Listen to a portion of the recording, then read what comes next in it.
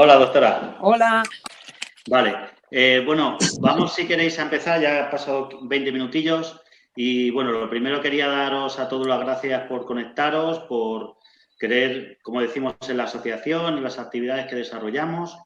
Y sobre todo la gente que nos habéis enviado las preguntas antes de la reunión para podérselas enviar a la doctora y que ella, bueno, le eche un vistacillo y que sea la reunión un poquito más fluida.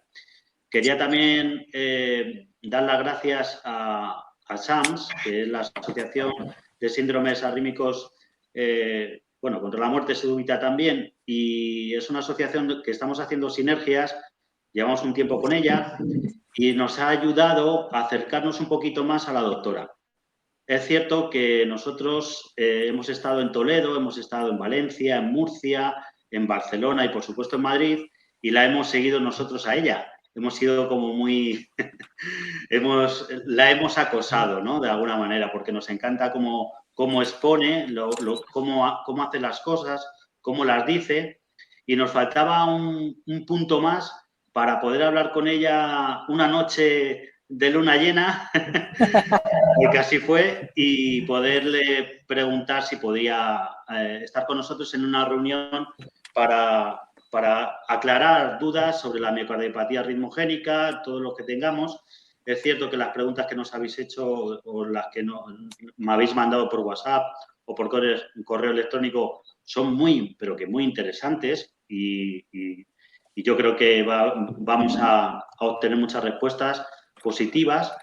Y quería destacar sobre todo la figura de la doctora Georgia Sarquella Brugada. Quería decirte que quería darte las gracias en principio antes de que se me olvide al final, ¿sabes? Porque luego vamos como locos o tienes alguna urgencia y te tienes que ir, pero quería darte las gracias primero por haberte dedicado a esta profesión, ¿vale?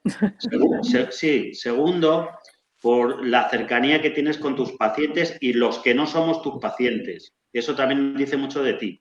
Y sobre todo porque no eres una conformista, no eres una persona de sota caballo rey, sino que te gusta investigar y te gusta estar encima del paciente, pero sobre todo de la familia, para ayudar en general a todos, ¿no? No solamente a ese paciente, sino a la base que es la familia.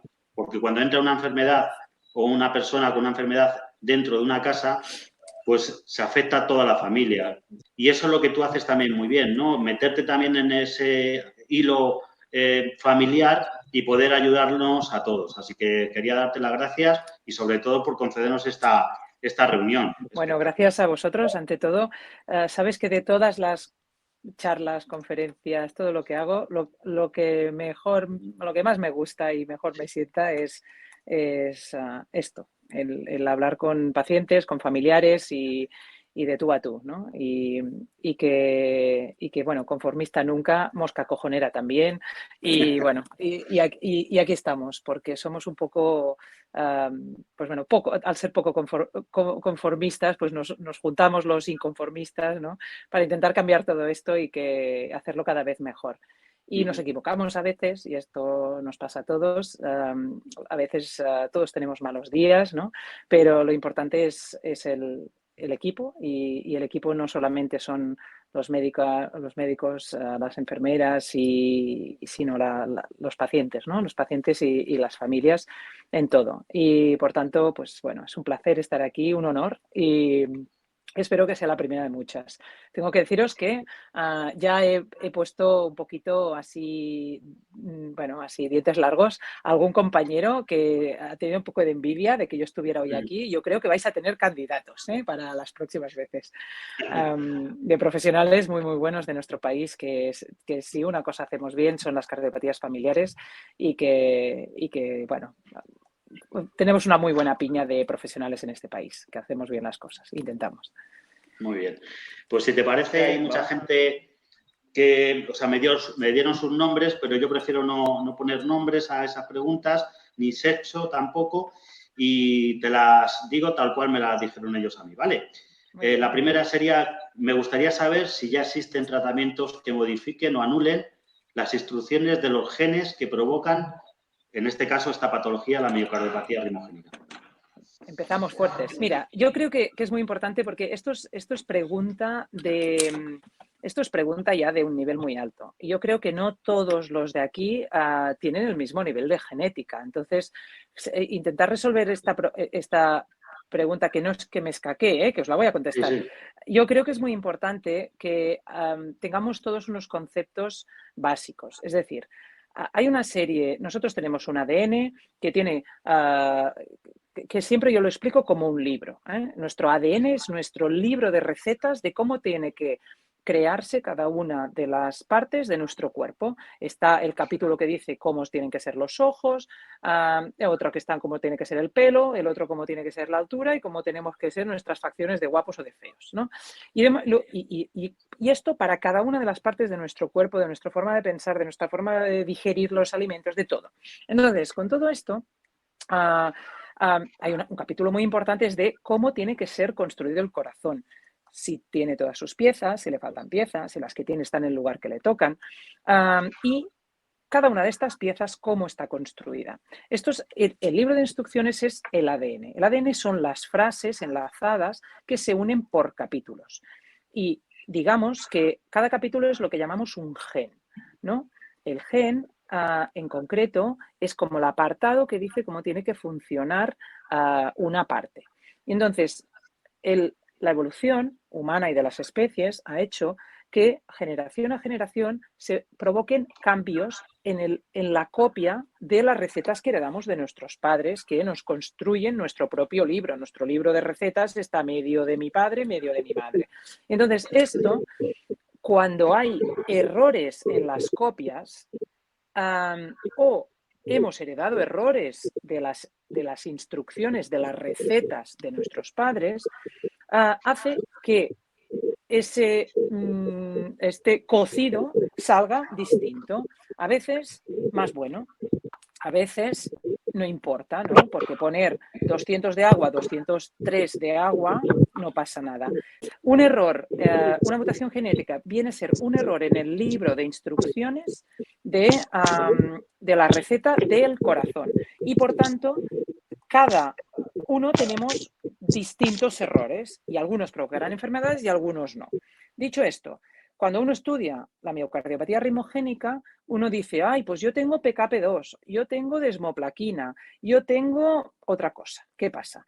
Que cada uno funcionará distinto, porque uno es cómo se enciende el fuego, el otro es cómo se mezclan los alimentos, el otro cómo corto la cebolla. Y esto es por la razón por la que ninguno de vosotros tiene la enfermedad igual. Y todos tenéis cosas distintas, ¿no?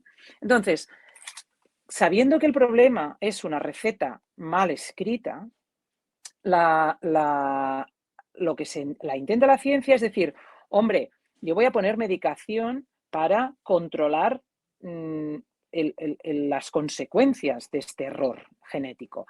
Pero puedo ir más para atrás, puedo conseguir cambiar este error, ¿no? Y es donde está yendo ahora la ciencia. A esto se le llama terapia génica. Es decir, cambio el libro de instrucciones. Donde está la frase mal puesta, lo cambio por otra. Entonces, ¿cómo está la terapia génica en la medicina? Hay unas enfermedades que ya tienen su terapia génica. Por ejemplo, la fibrosis quística, muy frecuente en nuestro entorno mediterráneo, ¿no? 1 de cada 100 es portador de fibrosis quística. Por tanto, hay muchos enfermos, con lo cual se ha estudiado un montón, ¿no? Las enfermedades más raras, como hay menos enfermos, se estudia menos. Esto es así. Por eso los que tratamos con enfermedades raras, pues luchamos para que se reconozcan las enfermedades raras, para que se investigue. Entonces, ¿qué se está investigando en la terapia génica? La terapia génica lo que busca es cambiar el gen que no funciona, cambiar el capítulo que no funciona, para que la receta salga bien. Y entonces, con esto hay pruebas, pero de momento no está funcionando, ¿vale? La terapia génica, de momento, en miocardiopatía arritmogénica, no es una realidad. Y no lo será seguro en los próximos 10-15 años, ¿vale? Pero podemos tratar una de las consecuencias graves de la arritmogénica, que es la fibrosis. ¿Podemos, de alguna forma, revertir esta fibrosis? De momento no. Lo que podemos es frenar la evolución de la fibrosis, ya sea con unos fármacos que se están creando nuevos que frenan la velocidad de crearse la fibrosis, ¿vale? Que es el principal problema de la miocardiopatía arritmogénica. Y además podemos dejar de hacer esas cosas que aceleran la fibrosis, el tan discutido deporte de competición. ¿Vale? ¿Por qué? Porque sabemos que es un inductor de fibrosis y que, por tanto, dejar de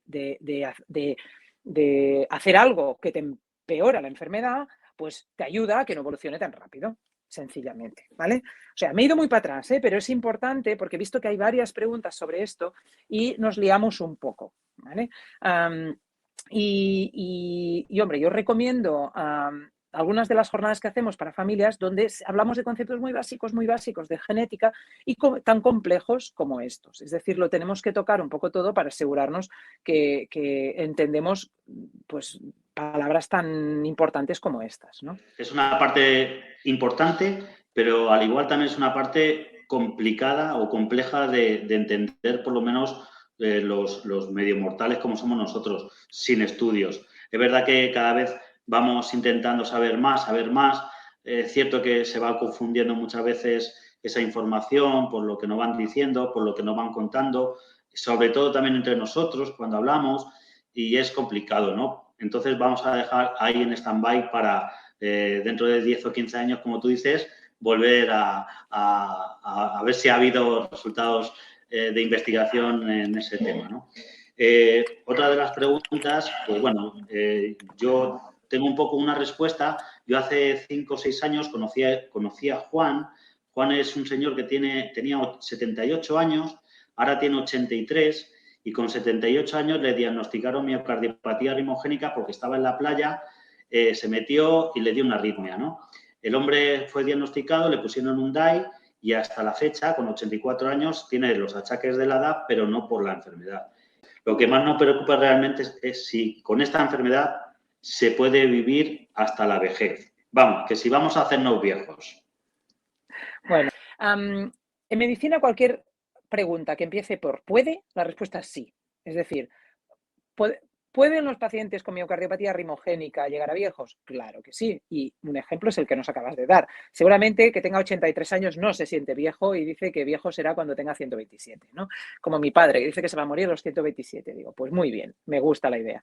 Entonces, van a llegar a viejos. Es decir, hay dos problemas en la miocardiopatía arritmogénica y esto es muy importante. Uno son las arritmias como consecuencia de la fibrosis y la otra cosa es la disfunción cardíaca, lo que llamamos insuficiencia cardíaca por la dilatación. Es decir, si el problema de la miocardiopatía arritmogénica es que cambias músculo por tejido graso y callo, ¿vale? Que la fibrosis queda muy bonito, pues un callo, ¿vale? Como el que te queda en la puntica del dedo meñique, del dedo pequeño del pie, ¿no? Pues allí deja de funcionar. Primero se crea un tejido en el que se pueden crear cortocircuitos que darán arritmias y la otra cosa es que si eso tenía que ser músculo y ha dejado de ser músculo, pues es una parte que no ayuda y no colabora en la contracción cardíaca y por tanto es una parte que bueno, pues apaña como puede el corazón. Entonces, cuanta más fibrosis y más cambio de tejido sano por grasa y fibrosis haya, más insuficiencia cardíaca tendremos. Y por tanto, básicamente la esperanza de vida dependerá de cuánta afectación tenga de tu insuficiencia cardíaca y cuánto riesgo arritmogénico tenemos. Y esto es muy variable. Ya sabéis que antes, y enlazo un poco con otra pregunta que había leído, la miocardiopatía arritmogénica, de hecho, vosotros os llamáis displasia arritmogénica del ventrículo derecho, ¿no? ¿Por qué? Porque al principio que se describió la enfermedad, que no hace mucho, se veía que era una displasia, que displasia viene a ser cambio de tejido, ¿vale? La palabra viene a ser esto, arritmogénica porque provocaba arritmias, de ventrículo derecho. Y ahora se ha metido todo en un saco que le llamamos miocardiopatía arritmogénica, sin hablar de displasia y sin hablar de ventrículo derecho, porque existe la miocardiopatía arritmogénica del ventrículo izquierdo y además a veces no necesariamente tenemos displasia, sino simplemente un sustrato que provoca arritmias y disfunción cardíaca. Y hay genes que te dan más izquierda con mucha arritmia y poca insuficiencia cardíaca y hay genes que te dan derecha con poca arritmia, mucha disfunción, depende de la combinación. Y a veces pues hay gente que tiene de todo un poco y esto pues bueno, pues aquí lo que vamos es, por eso también la razón porque muchos de vosotros tenéis tratamientos tan distintos, que era otra pregunta, es, bueno, pues porque depende de lo que te falla, ¿no? Si tienes más insuficiencia cardíaca, pues te darán más diurético, más tratamiento para ayudar a bombear, y si tienes más arritmias te darán más antiarrítmicos, y si tienes un poco de todo, pues te harán un mejunje de todo, lo que toleres, lo que buenamente toleres.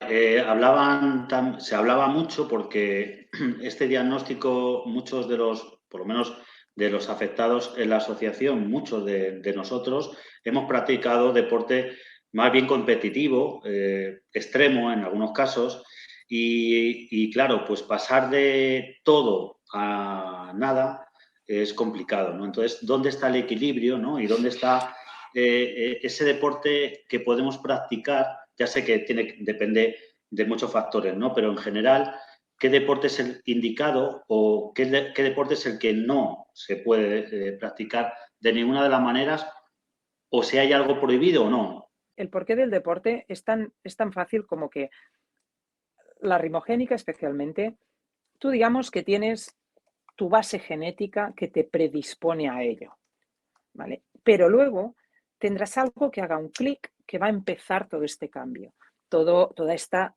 generación de fibrosis. Entonces, con la displasia, con la miocardiopatía rimogénica, tenemos claros dos clics. Uno principal, el deporte de competición, lo que provoca una demanda, una extra de ejercicio al corazón, que lo que empieza a actuar todos los mecanismos que provocan este cambio de tejido sano por fibrosis. Y la otra cosa son los virus. Sabemos que mucho paciente debuta de la enfermedad subyacente al infectarse por algún virus que tiene le llamamos trofismo, que es una palabra como para decir pues, que le gusta mucho el corazón. Hay virus que les gusta mucho los ojos y nos provocan conjuntivitis, pero nada más. Hay virus que les gusta mucho la tripa y nos provocan vómitos y diarreas. Y hay virus que les gusta mucho el corazón y provocan miocarditis, ¿vale? Ahora se ha hablado mucho del COVID, la miocarditis y tal, pues hay virus que les gusta el corazón y provocan miocarditis. Entonces, las miocarditis o las infecciones por virus pueden ser también un desencadenante para empezar esta enfermedad. ¿Qué pasa?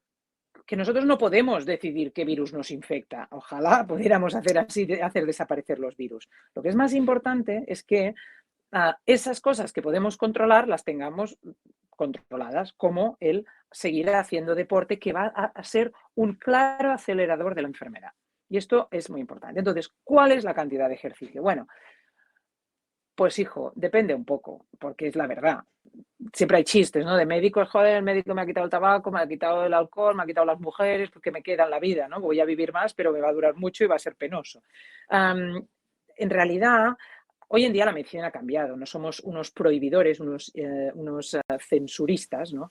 Sino lo que somos unos acompañantes en este camino, unos acompañantes con más formación que te aconsejaremos desde nuestra experiencia y desde nuestro saber, ¿no? Pero al final es una decisión conjunta o más, mejor dicho, del paciente, ¿no? Y uno puede hacer, nosotros podemos aconsejar, pero prohibir va a ser una lucha de titanes y no tiene ningún sentido. ¿Por qué digo esto? Bueno, pues porque si un tío está haciendo 6 horas de bici diarias, 5 días a la semana, que es el prototipo del paciente con la rimogénica, ¿no? Y que de repente le diagnostican, pues yo le digo, es que lo máximo que puedes hacer son 3 horas, no pasando de 140 pulsaciones por minuto. Claro, le coge un parraque. Esta es la realidad. O sea, no sobrepasar las 3 horas semanales sin sobrepasar los 140 por minuto. ¿Vale? Claro, el de la bici se vuelve loco. Y dice, bueno, pues que me muera aquí mismo, ¿no? Porque esto es una reacción bastante habitual que vemos a menudo. Pero esto es lo que se ha visto que te permite hacer una actividad, o sea, tener una vida no del todo sedentaria, pero protectora para tu corazón y para tu enfermedad. Claro, es poco, claro, es muy poco, ya lo sé, pero sabemos que el ejercicio, y especialmente el de largo recorrido, pues es especialmente malo. Y la otra cosa muy mala, pero para el paciente con arritmogénica y para todo el mundo, son las pesas. Las pesas, me refiero a pesas cantidad, no 2 kilos en los brazos para definir el músculo y estar guapete para la playa, no. Las pesas bueno, no rayando, no culturismo, pero peso. ¿Por qué? Porque cuando yo hago pesas, estoy haciendo una apnea. Una apnea quiere decir que no estoy haciendo así para aguantar mejor. Y entonces lo que pasa es que en ese momento mi presión arterial sube a 240 de sistólica, a 24.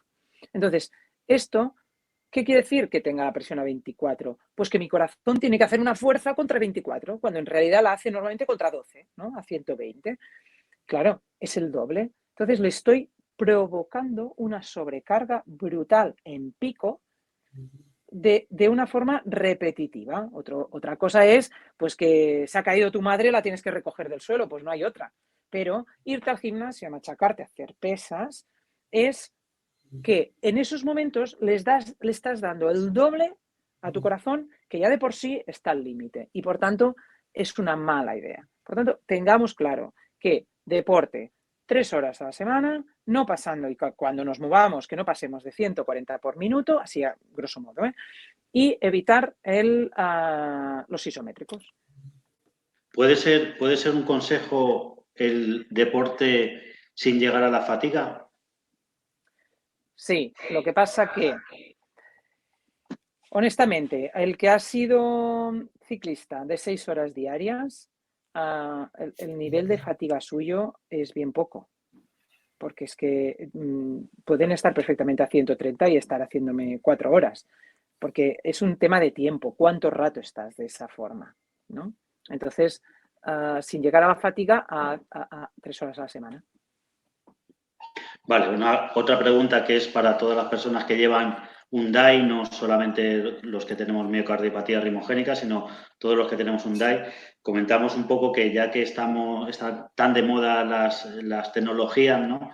A ver si existiera alguna app donde se pueda ver todo el historial en este caso del DAI, todos los eventos, todo lo que ha habido y sobre todo también que en particular también cuando tenemos que renovar el carnet de conducir, podamos tener un informe médico y no tener que ir constantemente al año a pedir ese informe, ¿no? Yo sé que hay hospitales que sí lo envían a domicilio debido a que recogen esa información si tienes un control remoto, pero querían saber algunos socios pues si hay una app donde puede figurar todos esos eventos y podamos verlo nosotros en el momento que queramos. No existe por una razón obvia, que es un tema muy delicado de confidencialidad de datos, que es muy importante.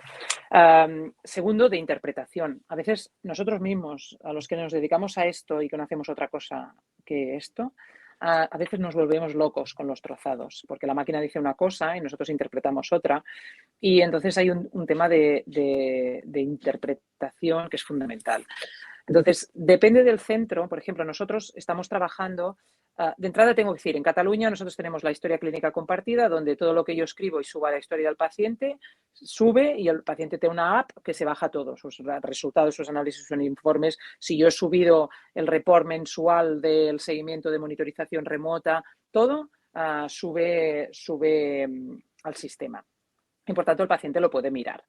Pero es una cosa que ya ha pasado por mi filtro, en este caso, ¿no? Y que yo he dicho, sí, ok, esto es un documento válido que puedes subir, ¿vale? No puedes subir eso que la máquina dice, yo no entiendo muy bien qué es, pero lo subo, ¿no? Esto es, por razones obvias, no debería subir. Segundo, yo no sé si los que lleváis St. Jude, que ahora se llama Abbott, hace como 6 años, creo, que hubo una alerta de ciberseguridad, que te ibas a la consulta a repasar y salía allí en rojo, en plan alerta ciberseguridad en la pantalla del interrogador en la consulta, ¿no? que cagaba mucho, hasta el punto que nosotros girábamos el monitor, el interrogador, para que el paciente no viera eso porque era muy bestia. Bueno, esto, para que veáis el impacto que tiene, esto es algo que cuando Donald Trump subió al poder, Trump lleva un marcapasos.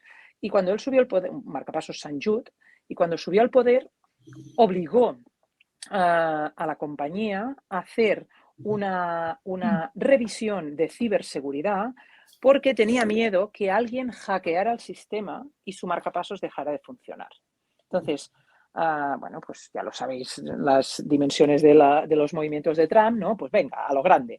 Entonces, la compañía, por ética, decidió que no podía hacer un sistema de ciberseguridad solo para un tío aunque fuera presidente de Estados Unidos, sino que esto lo implementaría para todos los pacientes. Entonces salía esta alerta que además no era más que tenías que actualizar una cosa, nada más, pero que era como todo muy rimbombante y que los que nos dedicábamos a esto pues nos quejamos porque decíamos, joder, es que ni que estuviera fallando el marcapasos, ¿no? O el DAI o lo que fuera. Entonces, esto no es una tontería. Me refiero que Trump a lo mejor las decía muy gordas, pero no era una tontería, porque en realidad lo han dicho películas de ciencia ficción, pero podría ser factible de que alguien entrara en el sistema y que remotamente pudiera pues manipular el marcapasos. Imagínate de un paciente que necesita un marcapasos diariamente cada latido, ¿no? Con esto quiere decir que otra de las cosas es que a lo mejor vosotros necesitaríais un cambio de parámetros y os hacen ir a la consulta y dices, pero si tengo monitorización remota, ¿pero para qué? Si quiero que me quiten los pitidos estos que tengo o el no sé qué, ¿por qué no me lo pueden hacer remotamente? Porque remotamente no podemos modificar la programación. Esto es importante. Y es por un tema de seguridad, ¿vale? Entonces, no sé con qué cadencia cada uno de vosotros va físicamente al hospital, ¿vale? Cada vez más todos los pacientes con DAI y al menos en mi centro también con marcapasos tienen monitor remoto, ¿vale? Sistema de monitorización remota. Pero el hecho de tenerlo nos evitaría visitas al hospital. Pero no podemos modificar parámetros. Veríamos en seguridad si todos esos datos estuvieran volando por ahí, ¿no? O sea, que queda un poco claro. Sí es verdad que hay una app, por lo que están diciendo, pero solamente es para ver el estado de la batería y poquito más. No tienen más datos. Esos datos, como bien dices, están en una nube y solamente lo podéis volcar vosotros y solamente para ese momento. Otra pregunta que estamos también muy preocupados, ya lo has dicho al principio, que las enfermedades poco frecuentes son menos investigadas, pero no sabemos a día de hoy cómo está la investigación de la miocardiopatía rimogénica, si ha habido avances, si ha habido más genes encontrados. Está habiendo avances, porque os lo creáis o no, se están probando algunos tratamientos para el cáncer que podrían funcionar para la fibrosis, ¿vale? Entonces, claro, ya sabéis que el cáncer se ha invertido un montón de dinero, hay mucha gente investigando en cáncer. Yo creo que nos podremos beneficiar de muchos de estos estudios de cara a aplicarlos en otras enfermedades, ¿no? Ya sea enfermedades que depositan fibrosis en el músculo cardíaco como en el músculo esquelético, ¿no? Que a veces van asociadas las dos enfermedades, y que esto será muy, muy interesante. Hombre, ser el hermano pequeño de cualquier tratamiento del cáncer es genial, ¿no? Porque pues, han inventado tantísimas cosas que ya sabemos pues, qué efectos secundarios, qué no, qué tal. Por tanto, esto es una buena cosa. Se está haciendo investigación y mucha en miocardiopatía rimogénica porque se ha visto que cada vez hay más pacientes que lo tienen, que ya de las ultra mega raras ha dejado de ser, ya está considerada una enfermedad rara simplemente porque hay, o sea, los hay que lo tienen mucho peor, ¿vale? De tan raros que nadie investiga y que, por tanto, pues bueno, vamos bien y además es un tema que nos preocupa mucho. Sí que es verdad, y repito otra vez, que se han metido en el cajón de la rimogénica muchísimas enfermedades que tienen muchas variantes entre ellas y que, por tanto, lo que le va bien a uno no necesariamente le va bien a otro. Esto ha pasado en la miocardiopatía hipertrófica, otra enfermedad que afecta al músculo cardíaco y que, por ejemplo, ha salido un tratamiento que va de coña para unos pacientes con una mutación en concreto. pero a los demás no les hace ni fu ni fa. Y por tanto no se da porque les provoca unos efectos secundarios. Pero si tu paciente tiene en concreto afectado ese gen con unas mutaciones en concreto, ese tratamiento va de coña. Pues bueno, seguramente poco a poco irán saliendo cosas más dirigidas, más de la medicina personalizada, más que te harán un tratamiento a medida para ti. Y esto lo veremos en un futuro, no cercano, pero lo veremos. Y esto es importante. Muy bien. Bueno, ya nos has contestado antes la pregunta que era por qué cada paciente tiene una medicación. Nosotros hablamos entre nosotros y pacientes de la misma edad, incluso del mismo lugar, tenemos diferentes medicación, ¿no? Sí es verdad que has dicho que para ciertas, por ejemplo, para lo que comentabas sobre la retención de líquido, la insuficiencia cardíaca, pues hay un medicamento y eso, pues a lo mejor no lo toma un paciente, pero es verdad que también estamos notando que con la misma patología son diferentes protocolos en diferentes hospitales a nivel nacional. ¿Eso tiene una explicación? En la medicina hay mucho de ciencia, pero hay mucho más de experiencia personal. Es más, os sorprenderá, pero a veces depende mucho de lo que te ha pasado en las últimas semanas con otro paciente, el que te avances en introducir un tratamiento nuevo o el que te decidas de colocar un DAI a un paciente. Por más que tengamos el score de no sé cuántos puntos tienes, ¿vale? Sí que es verdad que hay variaciones que dependen un poco de tu propia experiencia, ¿vale? A corto plazo, a medio plazo y sobre todo la de largo plazo, ¿no? Esa tendencia. A veces vemos un electro y decimos, no me gusta. No sabes por qué. Y haces una eco y es normal, y haces tal. Pero dices, no me gusta. Y a veces yo tengo estudiantes que me dicen, ¿pero qué ves? Digo, no te sé decir, pero no me gusta. ¿Vale? Entonces, esto, ¿vale? Que es dificilísimo de poner sobre papel, pues bueno, es de lo que se trata, ¿no? Y lógicamente, pues bueno, el que tiene más años, yo antes era mucho más estricta en la concesión de deporte y ahora soy muchísimo más relajada porque hago pactos, ¿no? Antes era como más, ¿vale? Y ahora hago muchos pactos, todos los días estoy pactando, incluso con mis hijas, sobre todo con mis hijas. Entonces, esto es la razón por la que hacemos cosas distintas cada uno de nosotros.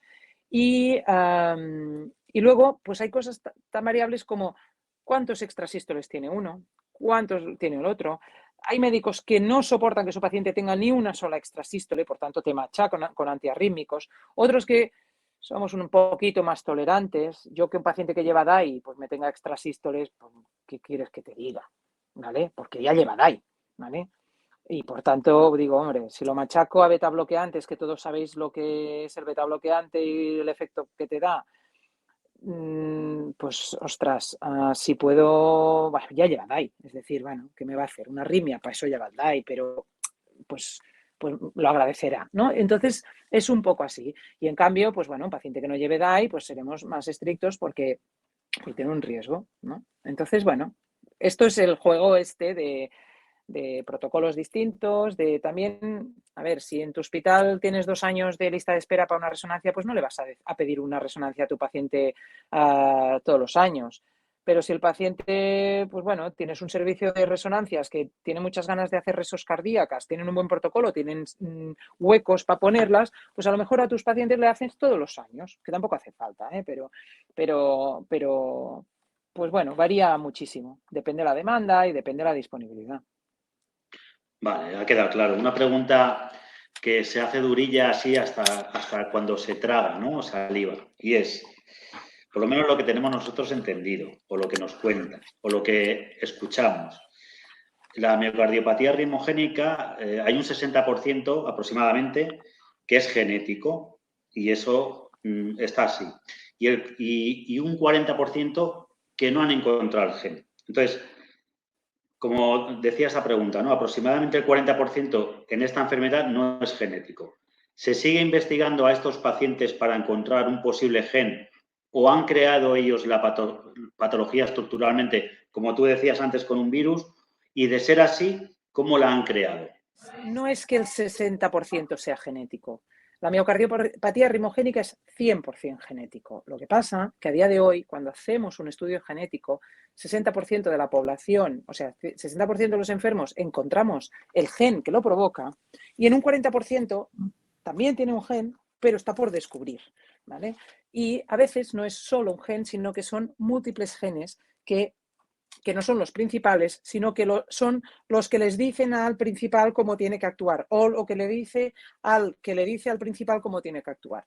Y por tanto, son todos estos ¿vale? Delegados que van explicando y regulando toda la vía el que se está continuamente descubriendo y describiendo. Hace 15 años, cuando hacíamos un estudio genético en una ritmogénica, mirábamos 2 genes. Si te salían negativos, que era lo que te pasaba en el 80% de las veces, decías, pues nada. Ahora, con el uso de paneles genéticos, miramos muchos más genes. Cuando vamos más allá y miramos los exomas, pues miramos un montón de genes más, y ya si miramos los genomas, pues ya mucho más. Y seguramente, pues a base de ir haciendo muchos más estudios extensivos, encontraremos, no sé si habéis visto algún informe que a veces pone variante de significado incierto. Es decir, no se ha descrito este gen todavía, pero hombre, si hay 4 laboratorios que dicen yo tengo pacientes con este gen y tienen arritmogénica, pues será que algo tiene que ver con la arritmogénica, este gen que hasta ahora no lo asociábamos a la arritmogénica. Y cada vez se van mirando más genes. Por tanto, este 40% algún día podremos decir también conocemos la causa de tu enfermedad. Luego está el tanto por ciento de pacientes mal diagnosticados de arritmogénica. Se han dicho que son miocarditis y en realidad son arritmogénicas, ¿vale? Que si es la segunda es un problema, si es la primera, pues mejor, ¿no? Porque sabes que no hay una connotación familiar. Si tú lo que tienes es una fibrosis porque has tenido un virus que te ha provocado una cicatriz, pues aquí se queda. Esto ni se hereda, ni se pasa a los hermanos, ahí a los hijos, ni tus hermanos están a riesgo, ni tus padres están a riesgo. Y a veces es súper difícil de diferenciar. Y a veces lo supones, es decir, un paciente que tenga un debut por una pérdida de conocimiento, por una arritmia, por lo que sea, y que se hace una resonancia, se ve que hay una fibrosis en el miocardio, es altamente sospechoso de miocardiopatía ritmogénica, pero si le pones tratamiento y mejora la dilatación, mejoran las arritmias y además se hace un estudio genético que es negativo y en la familia no hay nada afectado, hombre, pues a lo mejor es una cicatriz que te ha dejado un virus y que ya está. Entonces aquí nos iría muy bien las biopsias porque hacemos biopsia y si biopsiamos la parte que está malita podríamos ver restos de virus, ¿vale? Pero es súper complicado esto porque en general la afectación no es en la superficie del corazón donde nosotros podemos biopsiar, sino que está por esta parte y entonces es muy difícil llegar. Y tener una biopsia normal no, o sea, de hecho la biopsia ya prácticamente, o sea, hay mucha gente que la usa en la arritmogénica, pero como ya sabéis que la afectación no es todo el miocardio, sino que es a trocitos, como cojas tejido sano, va a salir que es normal y por tanto se te puede escapar una arritmogénica. Ya sabía yo que íbamos a aprender un poquito, ¿eh? Un poquito. Bueno, quería también preguntarte, los genes no encontrados en hijos de pacientes, ¿cómo se actúa con esos niños? ¿Cómo se actúa en hijos de pacientes sin el gen encontrado en su padre o en su madre? Ahora vamos a entrar a un terreno peligroso que a mí me invitan a los congresos para que me pelee con otros médicos sobre la importancia de hacer los estudios genéticos en los hijos, ¿no? ¿Por qué me invitan a mí a los congresos? Porque yo soy una aférrima defensora de hacer estudios genéticos cuanto antes mejor, ¿vale? Y no esperar a cierta edad, ¿no? Y me ponen a discutir con otro médico, que suele ser siempre el mismo, para que nos discutamos de que tenemos que esperar que el niño cumpla 18 años para estudiarlo, ¿vale? Pues precisamente en la ritmogénica es siempre el ejemplo que pongo, porque digo, a ver, un momentito. Si tú tienes que papá tiene una ritmogénica con un gen que ya se sabe que es patogénico, que es un gen que sabemos que da enfermedad, que es causa-efecto, o sea, papá tiene la ritmogénica porque tiene este gen.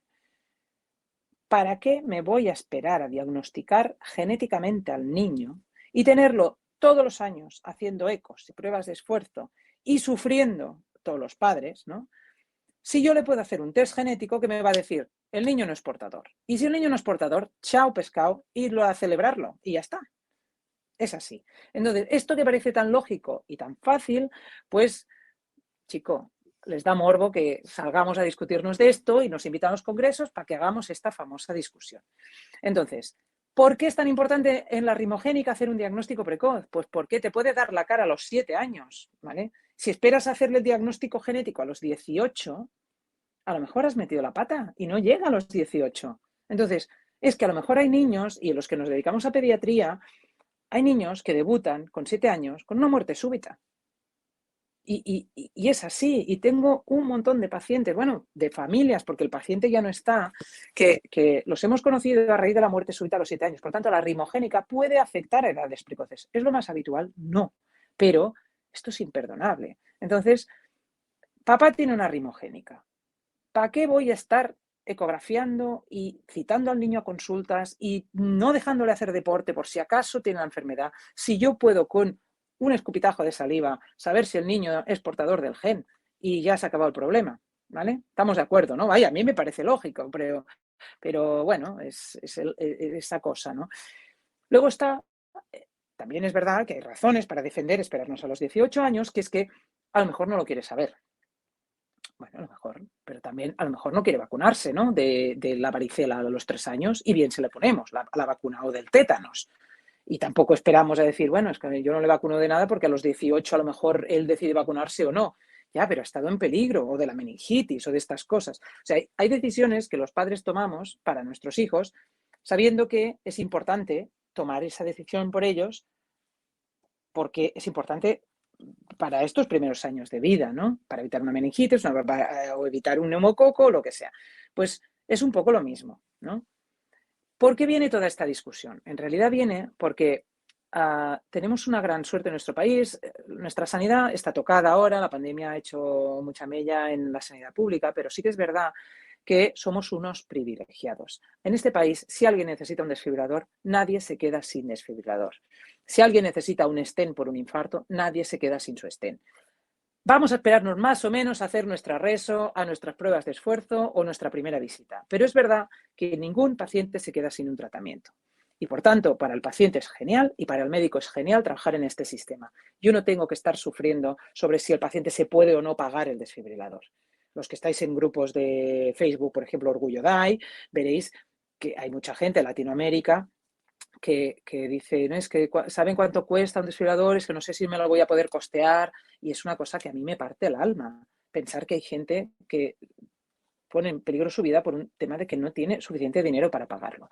Por tanto, nuestra sanidad está cubierta, pero en muchos países el hecho de que tú tengas una enfermedad conocida hace que no tengas un seguro de salud que te quiera cubrir, porque ya saben de antemano que lo tienes. Por tanto, hacer un estudio genético que te diga que eres portador, como tienes que decir la verdad cuando te das de alta en el seguro médico, tú no puedes decir, yo no lo sabía, porque si lo sabías y se enteran que lo sabías, te quitan el seguro médico.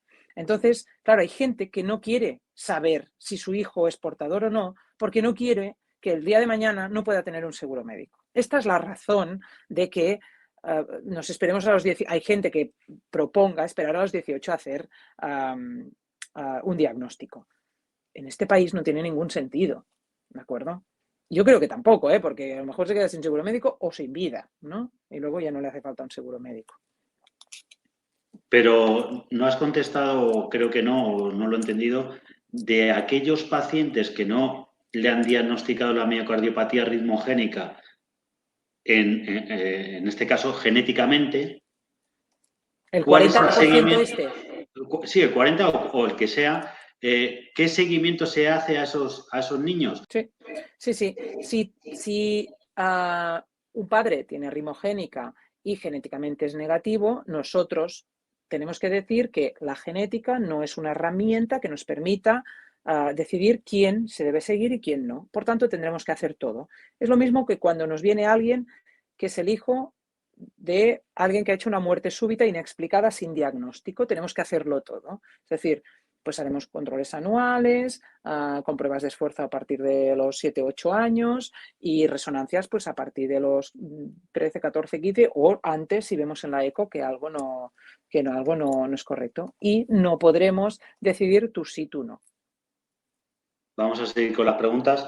Hay casos de pacientes que llevan diagnosticados, por ejemplo, 30 años y no ha avanzado la patología haciendo una vida normal. Y otros casos de personas con el mismo tiempo de diagnóstico que ha avanzado más. ¿Por qué? ¿Qué explicación hay? Por el tipo de gen, por el tipo de mutación, si es más agresiva o menos.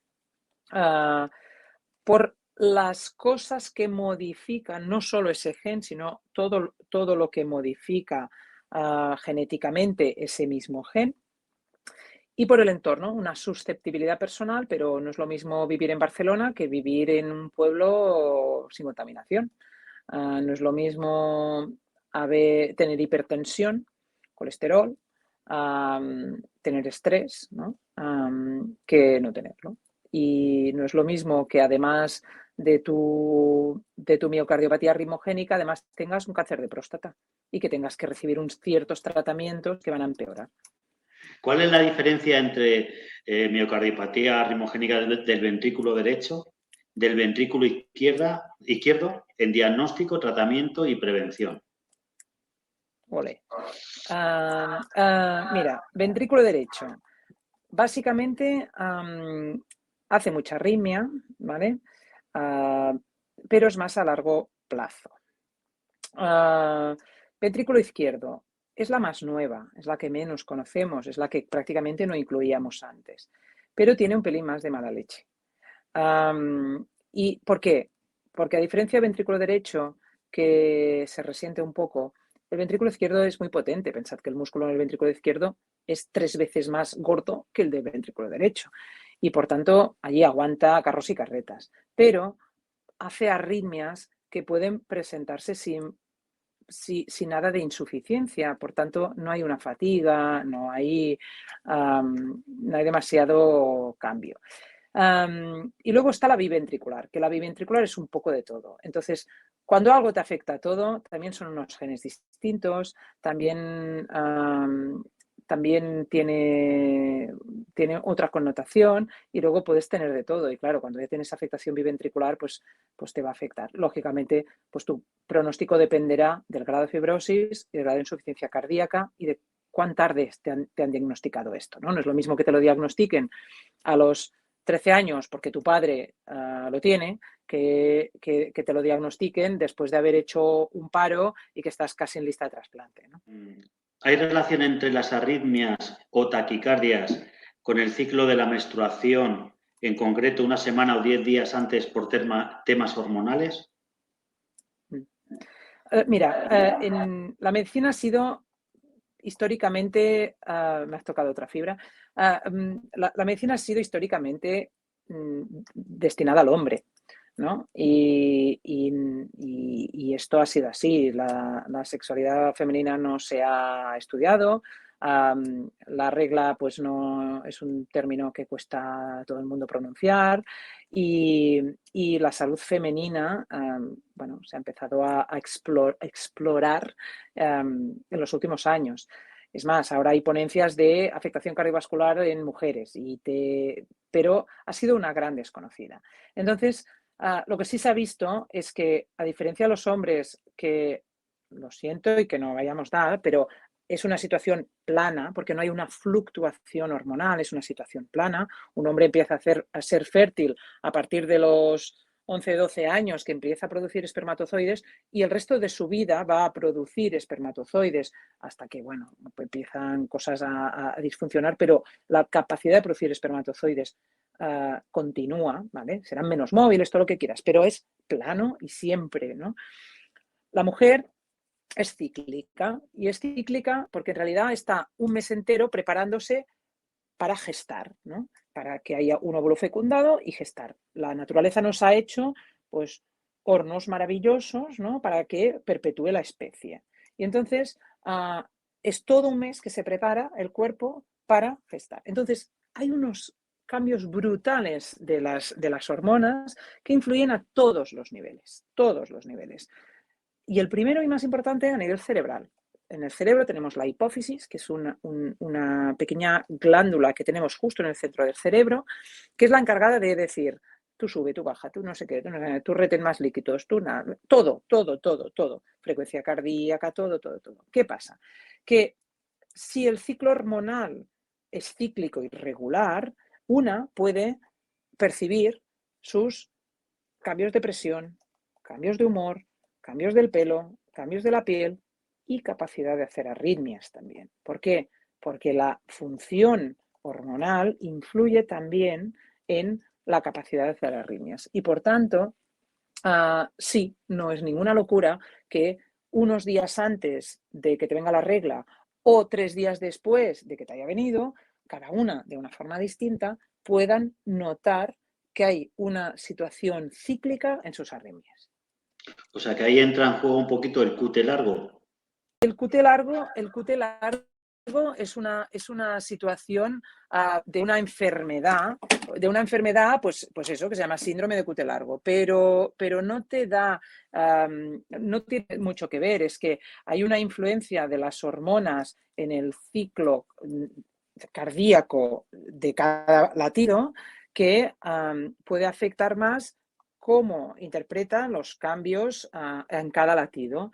Y por tanto no te cambia el electrocardiograma, pero sí la susceptibilidad a la adrenalina, a las emociones, a todo, ¿no? Entonces, el QT largo se vería, ¿hay cambios en el electrocardiograma? No necesariamente. Seguramente si en vez de mirar el electrocardiograma de papel que miráramos, lo pusiéramos en un sistema de inteligencia artificial, podríamos detectar pequeños cambios que fluctúan en el tiempo en función del momento del ciclo hormonal. Claro que sí. Bueno, ese QT largo algún día nos lo vas a explicar un poco más porque tiene mucho sentido. La última pregunta, por lo menos de lo que tenía yo apuntado, seguramente que saldrán preguntas de los que están, los socios y las personas que están afectadas y si no te importa, pues que te la hagan antes de despedirnos. Pero también con relación a la mujer, en el tema sexual, ¿influyen los medicamentos en la libido? Yo creo que en el hombre sí, por lo menos me lo han contado, pero no sé si, no sé si en la mujer también, porque hay algún comentario al respecto con alguna socia de la asociación. Por supuesto que sí, todo influye. Es decir, el órgano sexual más importante que tenemos es el cerebro.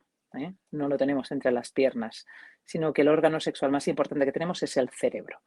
Cualquier cosa que altere a nuestro pensar, nuestro ánimo, nuestro humor, nuestras preocupaciones, nos va a alterar nuestra capacidad sexual. Y hombre, si yo tengo una enfermedad que además pueden haber heredado mis hijos y que además llevo un DAI y además estoy tomando medicamentos que ahora hablaremos, lógicamente ya de entrada mi primer y más importante órgano sexual ya lo tengo tocado. Entonces, ¿cómo influyen los medicamentos? Los medicamentos influyen porque hay algunos que lo que hacen es controlar la tensión. Entonces, uno de los grandes problemas de los beta bloqueantes, que ya sabéis, los que me habéis oído en otras charlas, que los odio a muerte y que yo, o sea, voluntariamente me tomé beta bloqueantes para intentar entender a los pacientes cuando se me quejaban de esto, y lo sabéis, y además que es verdad, ¿eh? y que era horrible, ¿no?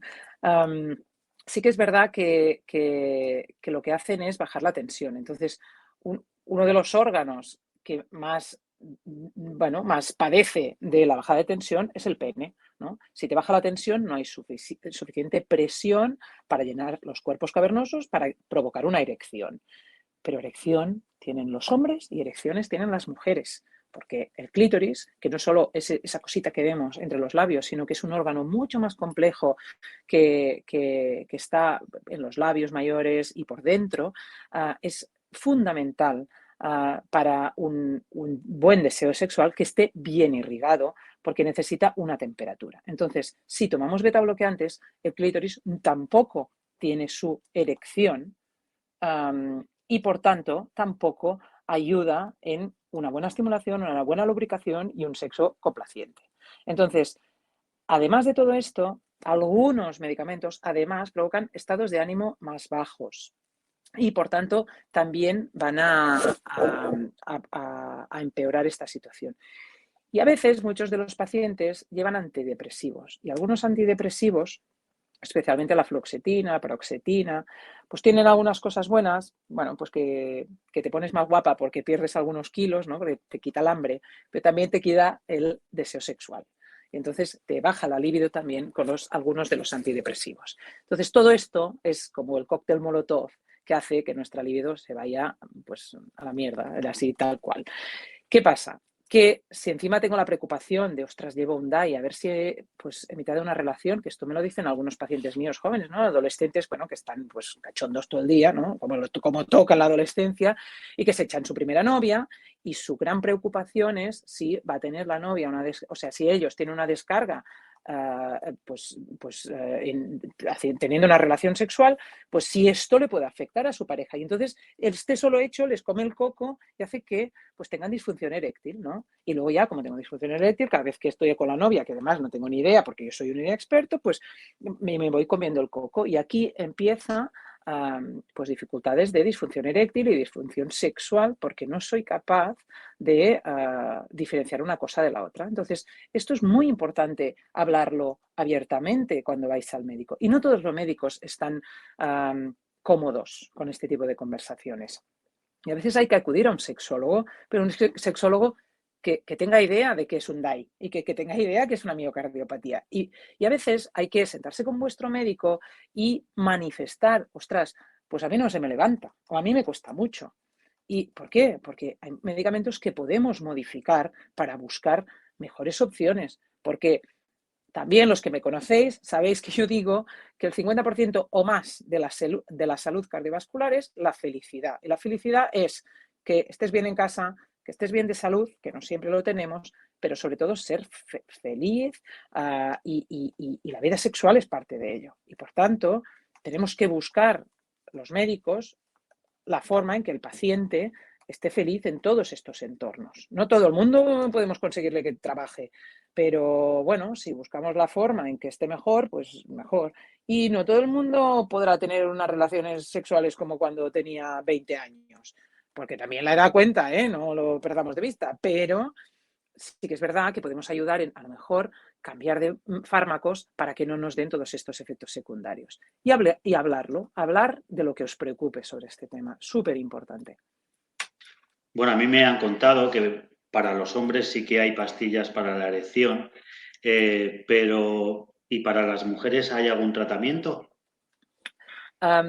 Las pastillas tipo el Cialis o la Viagra son fármacos que tomados con precaución no hay problema, pero uno no se puede tomar porque sí, porque pueden tener sus efectos secundarios cardiovasculares. No porque pongan el prospecto, los enfermos cardiovasculares no deberían ir bajo prescripción médica, esto es evidente, pero no quiere decir que no los puedas tomar. Hay que hablarlo y buscar qué fármaco va mejor para ti, ¿vale?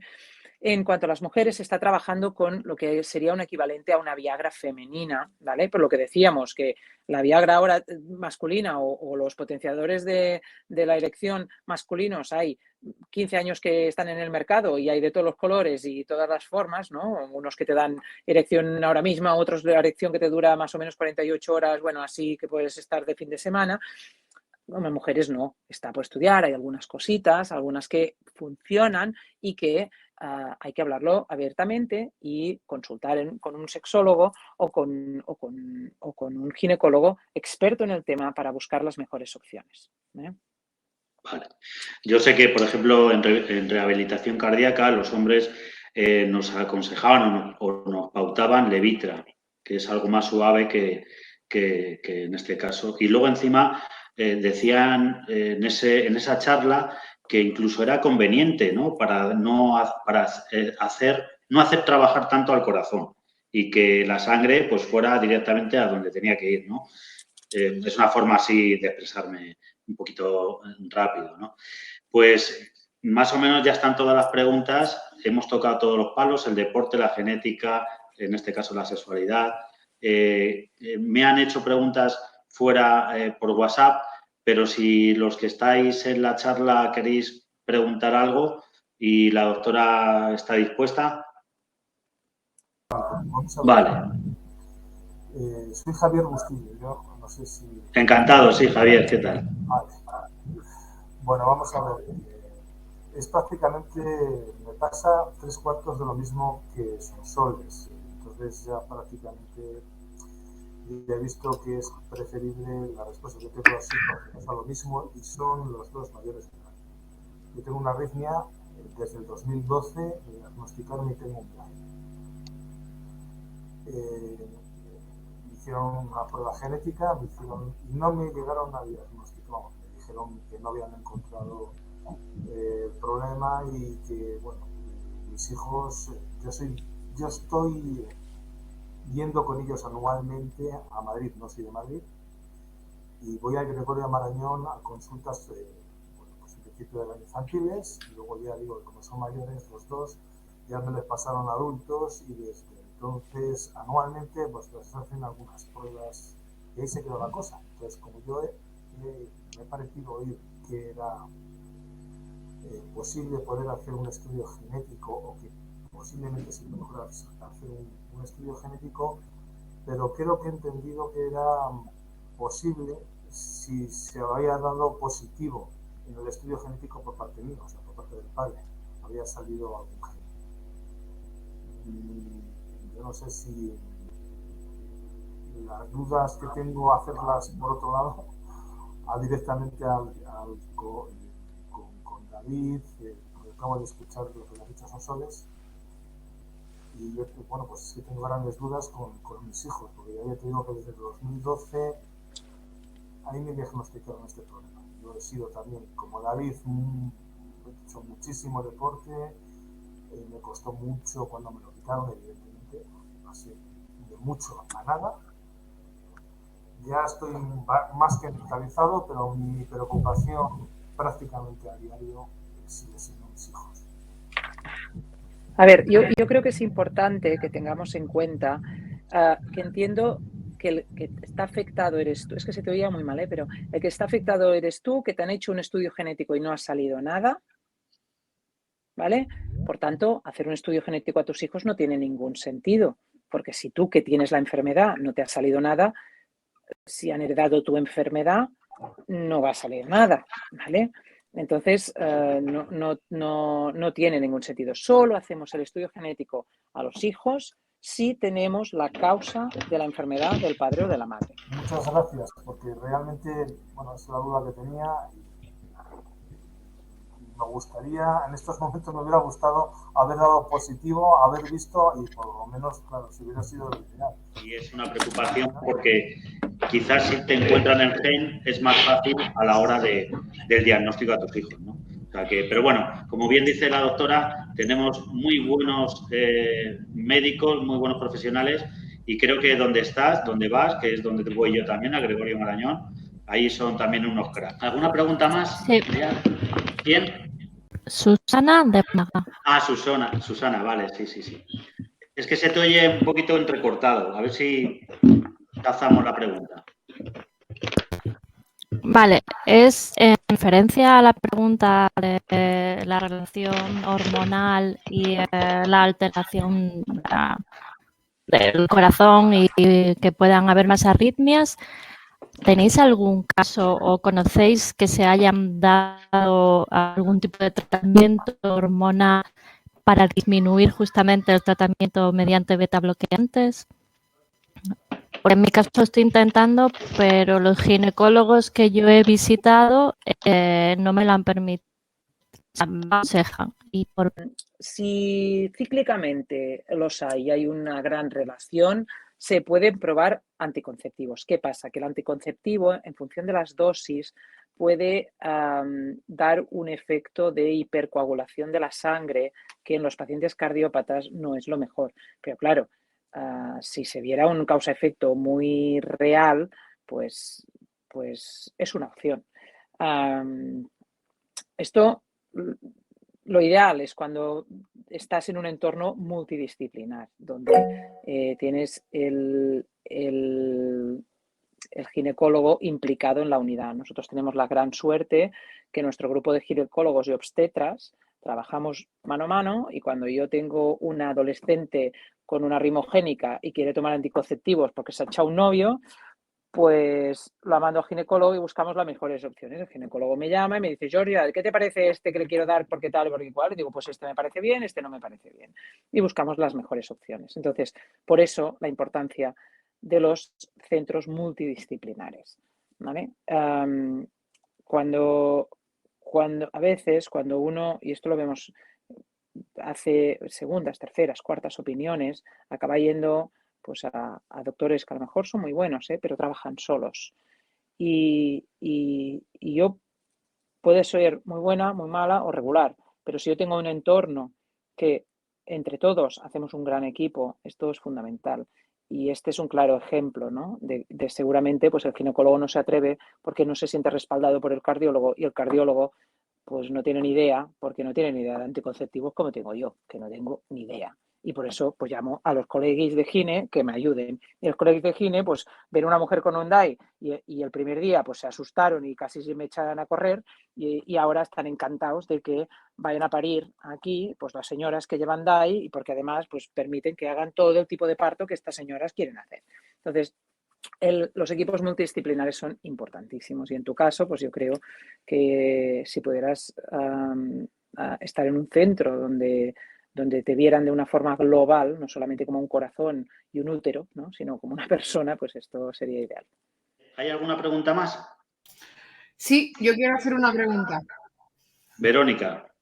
Sí, bueno, yo actualmente no estoy diagnosticada, pero sí es verdad que estoy en sospecha de ya pues más de un año. ¿Y es normal esto, que una persona lleve más de un año con esta sospecha y sin un diagnóstico claro? Depende de las pruebas que te hayan hecho, Verónica. Es decir, una cosa es tener una eco sospechosa y unas arritmias sospechosas, y la otra cosa es que ya tengas pues un estudio genético que haya sido no concluyente y tengas una reso que sea no concluyente. A veces pasa. Yo tengo pruebas de todas clases, tengo el estudio genético es normal, no tengo ningún gen, pero sí es verdad que bueno, que la resonancia es, por lo que me han comentado, es sospechosa, y después, bueno, padezco arritmias ventriculares no sostenidas, y ahí estoy, sin diagnóstico. La verdad es que... Bueno, pues esto no es que no estés por diagnosticar, es que eres seguramente de las, como es David, ¿no? Un paciente con arritmogénica con estudio genético negativo, ¿no? Bueno, a mí me dicen ellos que lo que me dicen es que tienen sospecha de que tengo una displasia, pero que todavía no lo tienen claro, que sea o no sea. Claro, depende de los detalles de la reso y depende del tipo de arritmias que tú tengas, ¿no? A veces el tiempo nos acaba confirmando, pero no podemos, o sea, cuando tenemos el estudio genético negativo, al final lo que te acaba dando esto es, pues bueno, si se estudia tu familia y hay alguna otra persona afecta, pues luego ya esto ya tiene muchísimo más peso. Si va evolucionando la enfermedad, pues tiene más peso. Que en cambio, si se queda igual y no hay cambios y en tu familia no hay nadie que lo tenga, pues bueno, a lo mejor aquí se queda y ya está. Bueno, tengo a mi madre. Mi madre también padece arritmias, o sea que creemos que... ¿Y tiene una resonancia también sospechosa? No, ella ha empezado a estudiarse ahora, precisamente porque bueno, es que yo ya no... Es por el tema que llevo un año y algo en sospecha, pero sin tener un diagnóstico claro. Y aparte ella está allí en Barcelona, vamos, está estudiándose ella. Bueno, yo creo que nos encanta poner nombres y apellidos a las cosas, y a veces el nombre y el apellido lo acaba poniendo el tiempo, ¿no? Y esto es así. Los que somos unos culos inquietos nos pone muy nerviosos estos, pero a veces es así, ¿no? Bueno, ojalá pudiéramos... Sí. Seguiremos esperando. Lo importante es que estés bien. Lo importante es que estés bien. Esto es fundamental. Sí, bueno, bien, la verdad es que no estoy, pero esperando, ¿no? Ya lo que quiero es que me digan lo que sea. Ya. Bueno, pues muchas gracias, Verónica, también. Nada. ¿Alguien quiere hacer una última pregunta? porque la doctora, por lo que veo, por esa ropa no es la suya normal. Esa es porque está trabajando. Y agradezco mucho el esfuerzo. Verónica, venga. Vale, mi pregunta es posible que con el ya diagnosticada la enfermedad, con un gen que parece ser que es potencialmente peligroso, ya llevo 6 años diagnosticada, nunca he tenido nada, ni una simple arritmia, que se pueda durar muchísimo tiempo así sin tener nada?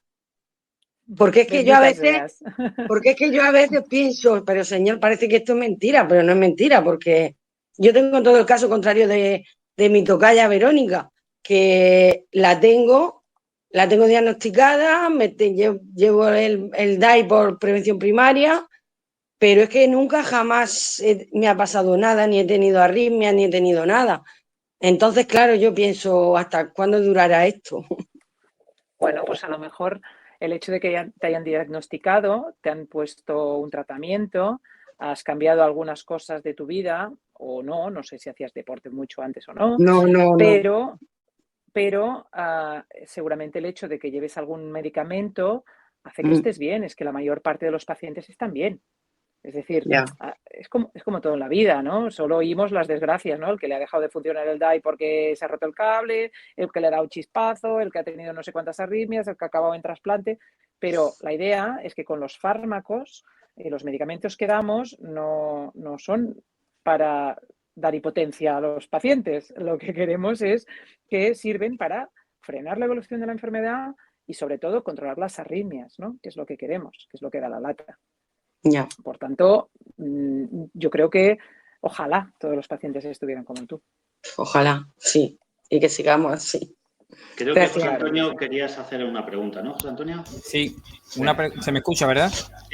Sí. Una pregunta rapidita. Vamos a ver, yo fui diagnosticado, me hicieron las pruebas genéticas, el gen, bueno, la portadora del gen es mi madre.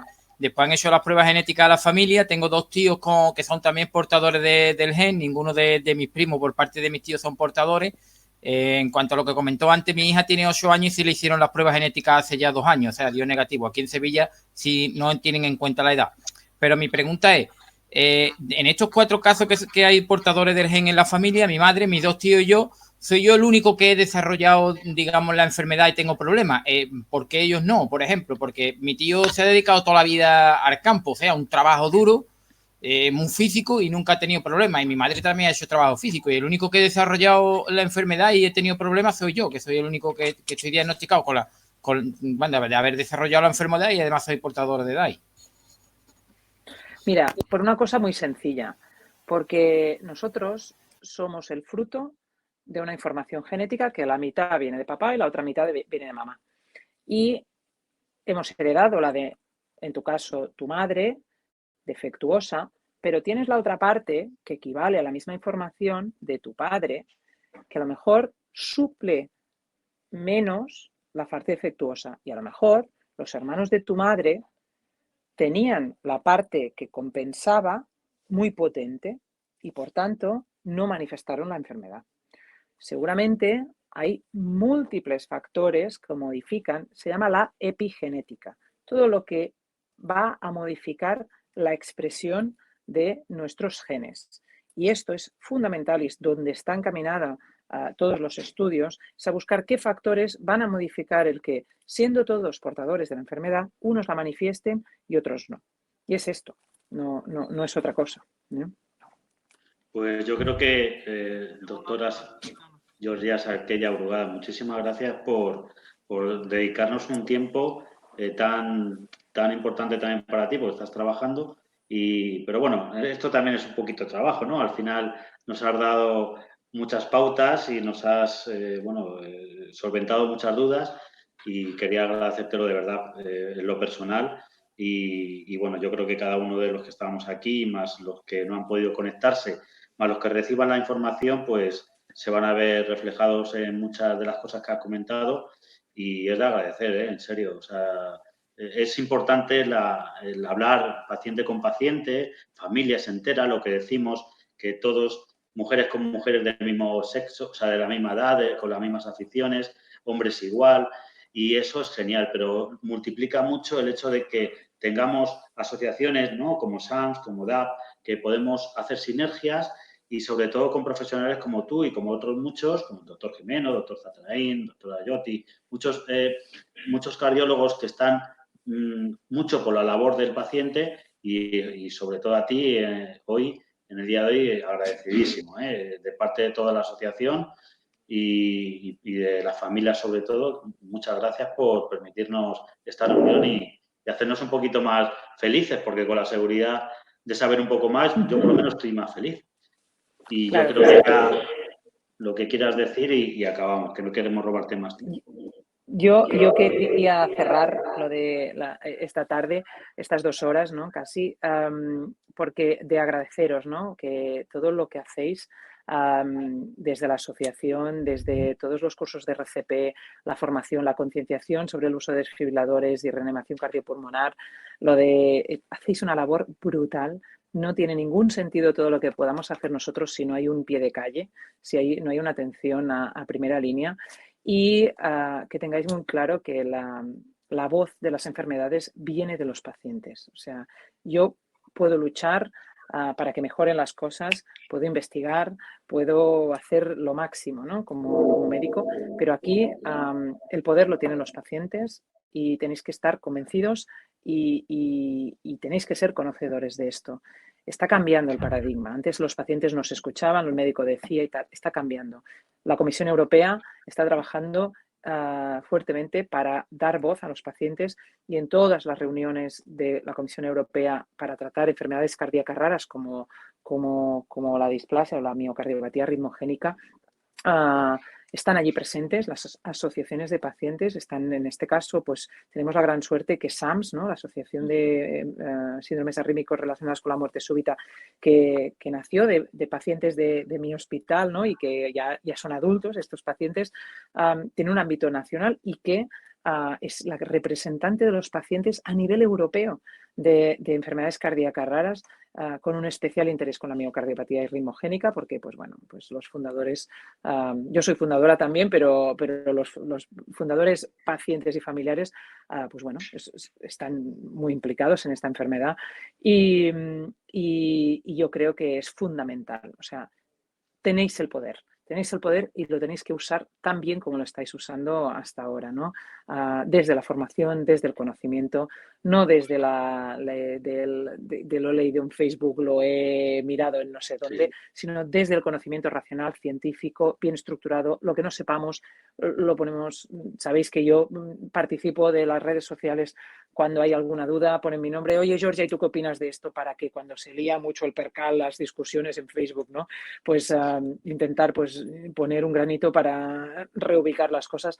Yo creo que esto es una labor común. Estamos todos en el mismo barco, todos remamos hacia la misma dirección y es un placer trabajar conjuntamente con vosotros. A mí me encanta y lo sabéis, además. Pues nada, muchísimas gracias y muchas gracias a todos por conectaros a esta reunión y bueno, pues os pongo a todos, a muchos cara, que no os veía, pues siempre ha sido por teléfono. Pues nada, muchísimas gracias a todos y a todas, ¿vale? Un abrazo muy fuerte y cuidaros, como siempre os digo, cuidaros. Y un abrazote rompecostillas. Un beso. Adiós. Hasta luego, un beso. Adiós. Adiós.